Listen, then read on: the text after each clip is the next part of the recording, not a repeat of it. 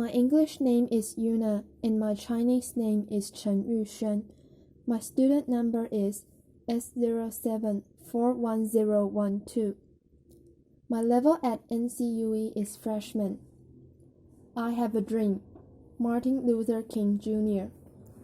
I am happy to join with you today in what will go down in history as the greatest demonstration for freedom in the history of our nation. 50 years ago, a great American, in whose symbolic shadow we stand today, signed the Emancipation Proclamation. This momentous decree came as a great beacon light of hope to millions of Negro slaves who had been seared in the flames of withering injustice. It came as a joyous daybreak to end the long night of their captivity. But 100 years later, the Negro still is not free.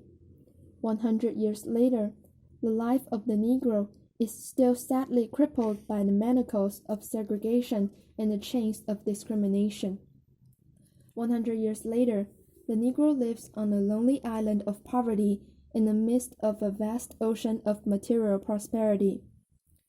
100 years later, the Negro is still languished in the corners of American society and finds himself an exile in his own land. And so we've come here today to dramatize a shameful condition. In a sense, we've come to our nation's capital to cash a check.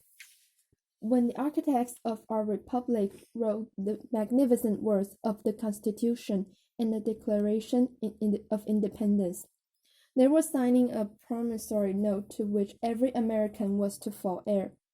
This note was a promise that all men, yes, black men as well as white men, would be guaranteed the unalienable rights of life, liberty, and the pursuit of happiness. It is obvious today that America has defaulted on this promissory note, insofar as her citizens of color are concerned.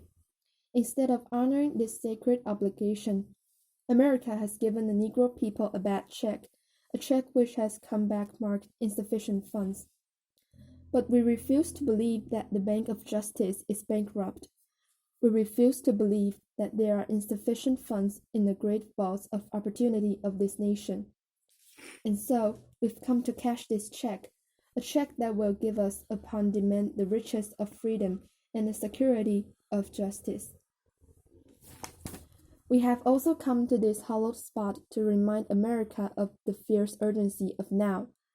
This is no time to engage in the luxury of cooling off or to take the tranquilizing drug of gradualism. Now is the time to make real the promises of democracy.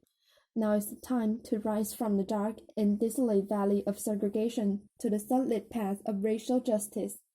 Now is the time to lift our nation from the quicksands of racial injustice to the solid rock of brotherhood. Now is the time to make justice a reality for all of God's children. It would be fatal for a nation to overlook the urgency of the moment. This sweltering summer of the Negro's legitimate discontent will not pass until there is an invigorating autumn of freedom and equality.